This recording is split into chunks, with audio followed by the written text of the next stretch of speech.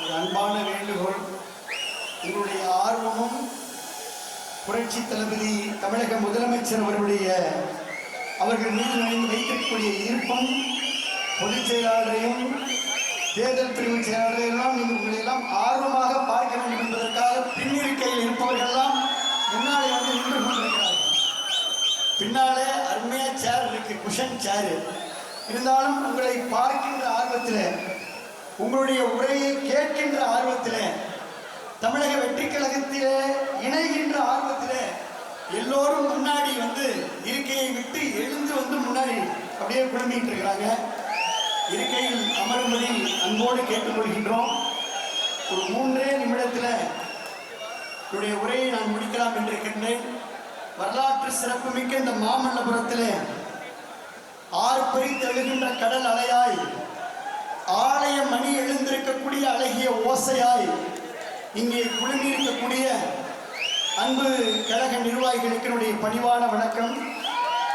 பொன்மனச்செம்மன் புரட்சி தலைவர் எம்ஜிஆர், புரட்சி தலைவி அம்மா அவர்களுடைய ரத்தத்தின் ரத்தங்களாக உறுதியான உண்மையோடும் ஓயாத உழைப்போடும் உழைத்த நிர்வாகிகள் இன்றைக்கு மக்களோடு மக்களாக களத்திலே நின்ற பல்லாயிரக்கணக்கான தொண்டர்கள் தமிழ்நாட்டில் தன்னெழுச்சியோடு புதிய சரித்திரம் படைத்திட்ட தமிழக வெற்றி கழகத்தில் தங்களை இணைத்துக் கொள்கின்ற இந்த இணைப்பு விழாவிற்கு வருகை தந்து சிறப்பித்துக் கொண்டிருக்கக்கூடிய மாண்புமிகு அமைச்சர் பெருமக்கள் அத்தனை பேருக்கும் என்னுடைய நன்றிகளை அன்போடு தெரிவித்துக் கொள்கின்றேன். இந்த மாபெரும் மாற்றத்தை நோக்கிய வெற்றி பயணத்தில் தங்களை இணைத்துக் கொள்ள வருகை தந்திருக்கும் நம்முடைய கழக முன்னாள் அமைச்சர்களையும் முன்னாள் சட்டமன்ற உறுப்பினர்களையும் மாவட்ட செயலாளர்களையும் வருக வருகை அன்போடு நான் வரவேற்கின்றேன். மாண்புமிகு நம்முடைய பொதுப்பணி மற்றும் மாண்புமிகு நம்முடைய நீர்வளத்துறை அமைச்சர், ஊரகத்துறை அமைச்சர், பொதுச் செயலாளர் என் ஆனந்த் அவர்கள், மாண்புமிகு பொதுப்பணி நெடுஞ்சாலை விளையாட்டுத்துறை அமைச்சர் அன்பு சோதர் ஆதவ் அர்ஜுனா அவர்கள், வருவாய்த்துறை அமைச்சர் கே செங்கோட்டையன் அவர்கள், மருத்துவத்துறை அமைச்சர் டாக்டர் அருண்ராஜ் அவர்கள், தொழிலாளர் நலத்துறை அமைச்சர் எங்களுடைய மாவட்ட கழகத்துடைய மரியாதைக்குரிய செயலாளர் அன்பு மாப்பிள்ளை, எங்களுடைய நெஞ்சமெல்லாம் நிறைந்திருக்கக்கூடிய முகமது பர்வேஸ் அவர்கள், மாண்புமிகு பால்வளத்துறை அமைச்சர் சி விஜயலட்சுமி அவர்கள், இந்து சமய அறநிலையத்துறை அமைச்சர் அன்பு சகோதரர் ரமேஷ் அவர்கள், சமூக நலம் மகளிர் நலத்துறை அமைச்சர் திருமதி ஜெகதீஸ்வரி அவர்கள், சிறு குறு நடுத்தர தொழில்துறை அமைச்சர் பி மதன்ராஜா அவர்கள், சுற்றுச்சூழல் அமைச்சர் மரியாதைக்குரிய ராஜீவ் அவர்கள், போக்குவரத்துறை அமைச்சர் அன்பு நண்பர் மரியாதைக்குரிய விஜய் தமிழன் பார்த்திபன் அவர்கள், மீன்வளத்துறை அமைச்சர் மரியாதைக்குரிய அண்ணன் ஸ்ரீநாத் அவர்கள், முன்னாள் அமைச்சர் கரூரில் இருந்து இங்கே அனைத்தையும் கலைத்திட்டு வருகின்றக்கூடிய என்னுடைய அன்பு சோதரர் எம்.ஆர். விஜயபாஸ்கர் அவர்கள், முன்னாள் அமைச்சர் அன்பு சோதரர் சுடர்மதி அவர்கள், முன்னாள் அமைச்சர் எம்.எஸ்.எம். ஆனந்தன் அவர்கள், மரியாதைக்குரிய மாவட்ட கழகத்துடைய செயலாளர் பி.கே. வைரமுத்து அவர்கள், மரியாதைக்குரிய உரத்தநாடு சேகர் அவர்கள், மரியாதைக்குரிய இளம்பை தமிழ்ச்செல்வன் அவர்கள், மரியாதைக்குரிய சீனிவாசன் அவர்கள், எங்களுடைய அண்ணன் கடம்பூர் ராஜகுடும்பர் ராதாகிருஷ்ணன், எங்களுடைய தாவேகா சட்டமன்ற உறுப்பினர்கள், கரூர் மாவட்ட செயலாளர் மதிவான் உள்ளிட்ட எல்லா கழக நிர்வாகிகளும் பொறுப்பாளர்களும் நாடாளுமன்ற சட்டமன்ற வேட்பாளர்கள் எல்லாரும் இருக்கிறாங்க. அனைவருக்கும் அன்பான வணக்கம். இங்கே கூடியிருக்கின்ற ஒவ்வொருவருடைய முகங்களிலும் நான் பார்ப்பது ஒரு மகிழ்ச்சி, பார்ப்பது ஒரு மலர்ச்சி.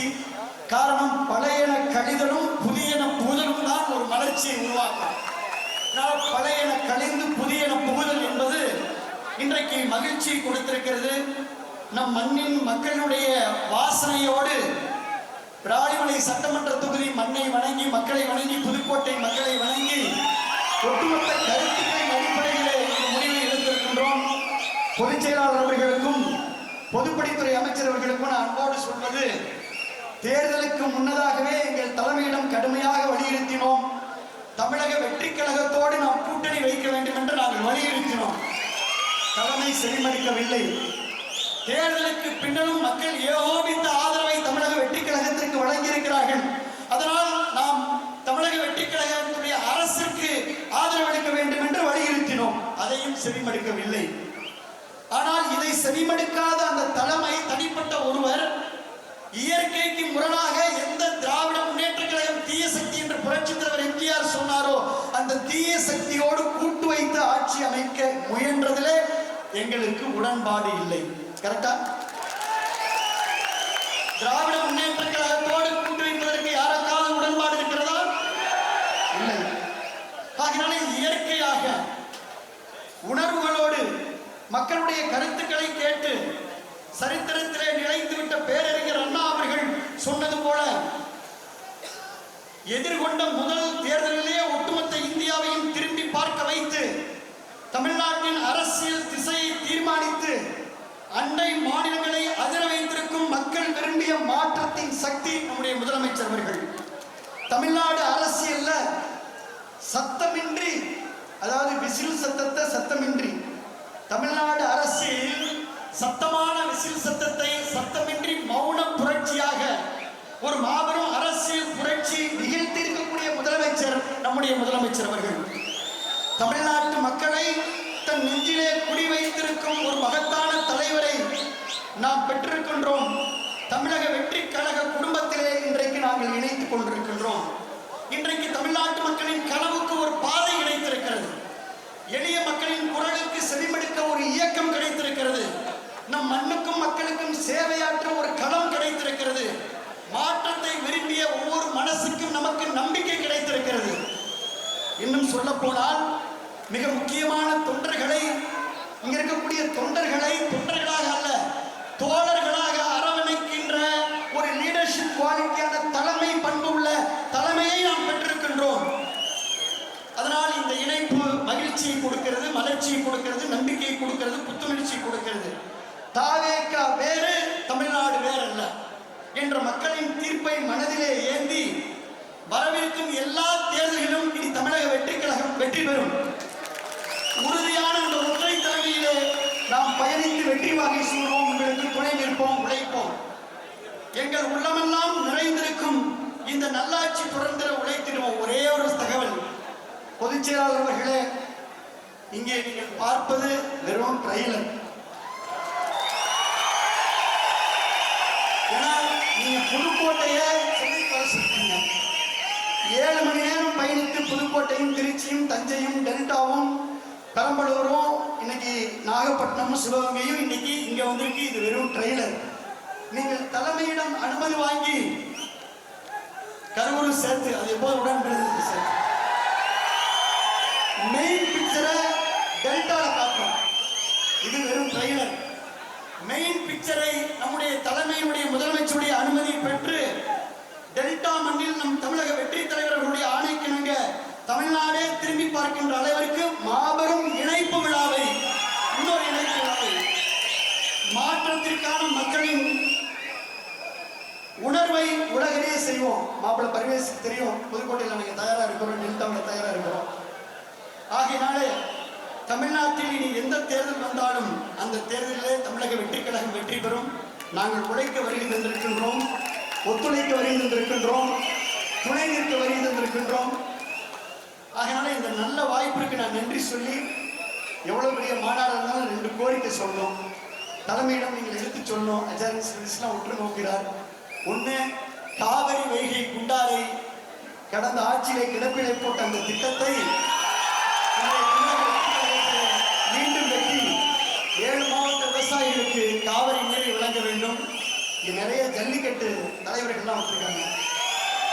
என்னுடைய உயிர் ஜல்லிக்கட்டுக்கு நம்முடைய அரசு நிச்சயமா துணை நிற்கும். நம்புறோம். நீங்க பார்த்துக்கீங்க, ஏற்கனவே சொல்லியிருக்கீங்க, துணை நிற்க வேண்டும் என்று சொல்லி எங்களை இணைத்துக் கொண்டதற்கு எங்களுடைய மக்கள் சக்தி தலைவர் அவர்களுக்கு, தமிழக வெற்றி கழகத்துடைய தலைவர் மாண்புமிகு முதலமைச்சர் அவர்களுக்கும், வருகிறது எங்களை பெருமைப்படுத்தி ஊக்கப்படுத்தி உற்சாகப்படுத்திய பொதுச் செயலாளர் உள்ளிட்ட அனைத்து மாண்புமிகு அமைச்சர் பெருமக்கள் அத்துணை பேருக்கும், அனைத்து தமிழக வெற்றி கழகத்துடைய சட்டமன்ற உறுப்பினர் அத்துணை பேருக்கும், எங்களுடைய முன்னாள் அமைச்சர்கள், எங்களுடைய முன்னாள் சட்டமன்ற உறுப்பினர், ஒன்றிய செயலாளர் காலையில் 6:30 மணிக்கெல்லாம் அரங்கம் நிரம்பி வழிந்தது.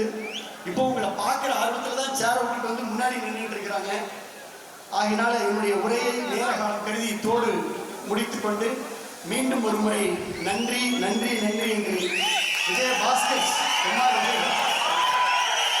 சார்பில், விஜயபாஸ்கர் ஸ்கொயர் சார்பில் நன்றியை தெரிவித்துக் கொண்டு விடைபெற்றுக் கொள்கின்றோம். நன்றி கலந்த வணக்கம். எளியவரின் நண்பரா டாக்டர் சி விஜயபாஸ்கர் அவர்களுக்கு மனமார்ந்த நன்றிகளை தமிழக வெற்றி கழகத்தின் சார்பாக தெரிவித்துக் கொள்கின்றோம். விஜயபாஸ்கர் கரூர் தொகுதி மக்களுக்கு களமிறங்கி பணியாற்றியவர், போக்குவரத்து துறையினுடைய பொற்காலத்தை உருவாக்கியவர். முதல் எலக்ட்ரிக் பஸ் இவரின் முன்னால் அரங்கேறியது. இன்று வரை மக்களுக்காக கரூரில் களமிறங்கி பணியாற்றக்கூடியவர். இன்றைக்கு இந்த இணைப்பு விழாவில் கரூரையே காலி செய்து இங்கு கொண்டு வந்து இறக்கியிருக்கக்கூடிய மரியாதைக்குரிய முன்னாள் அமைச்சர் எம்.ஆர். விஜயபாஸ்கர் அவர்கள் இதோ உங்கள் முன்னால் இணைப்புரை நிகழ்த்துகிறார்.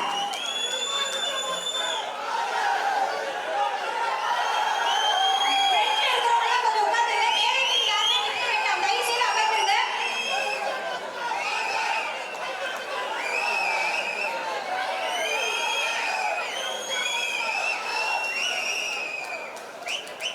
இந்த மாபெரும் இணைப்பு விழாவை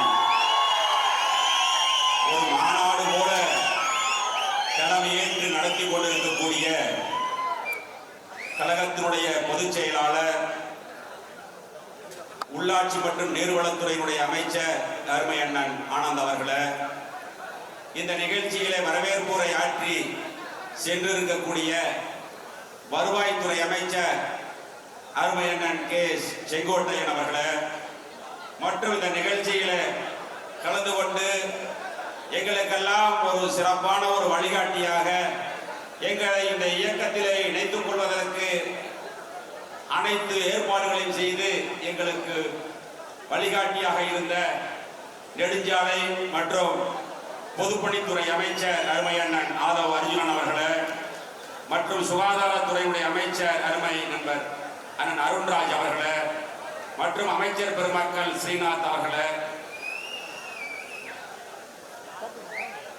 லோகேஷ் தமிழ்ச்செல்வன் அவர்களே, விஜய் தமிழ்ச்செல்வன் பார்த்திபன் அவர்களே, முகமது பர்வேஸ் அவர்களே, ஸ்ரீ விஜயலட்சுமி அவர்களே, ரமேஷ் அவர்களே, திரு ராஜீவ் அவர்களே, மற்றும் இந்த நிகழ்ச்சியிலே கலந்து கொண்டு சிறப்பித்துக் கொண்டிருக்கக்கூடிய தமிழக வெற்றி கழகத்தினுடைய சட்டமன்ற உறுப்பினர்களே, அமைச்சர்